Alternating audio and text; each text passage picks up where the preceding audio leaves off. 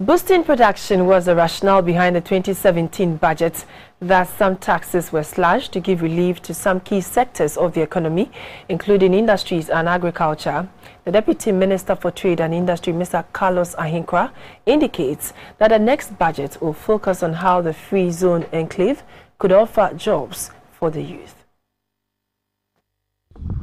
The main idea for establishing the free zones is to develop Ghana into a hub for manufacturing and processing through value addition for exports.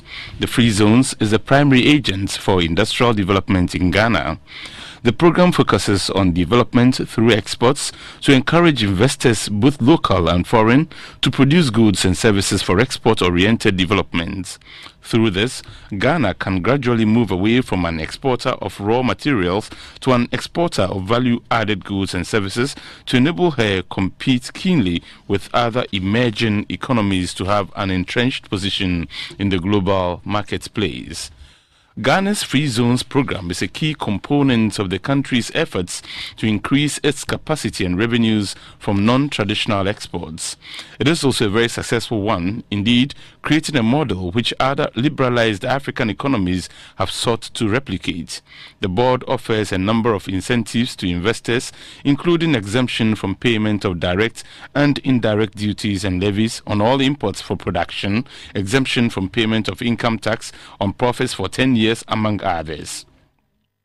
At a conference to discuss the prospects and challenges of the Free Zones concept in the country, the Executive Secretary of the Ghana Free Zones Board, Mr. Michael Befi, said in return for these generous benefits, companies are required to export at least 70% of their total production and not more than 30% can be sold in Ghana. What we have realized over the years is that Free Zones have over-concentrated its efforts on foreign direct investment, which is good for us as a nation.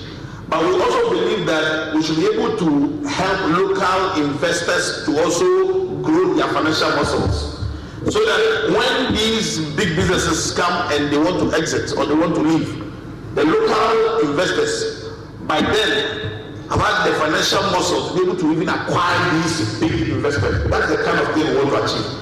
The scheme also allows for 100% ownership of shares by any investor, foreign investors inclusive, and companies with free zone status have unlimited expatriate quota. There is no minimum capital investment requirement. The Deputy Minister for Trade and Industry, Mr. Carlos Ahenkorah, assured investors that the government has made a major commitment to building an economy based on production and not taxation. It is the intention of this government to create an industrial park in each and every region. So we're looking at creating 10 industrial parks in all the 10 regions. Now these industrial parks are going to be enclaves like you have in the free zone, where factories will be located for industries to come in there and do their production. What we are even looking at the point we would consider having single product industrial parks, where let's say pharmaceutical manufacturers would occupy the Sunyani Industrial Park, for example.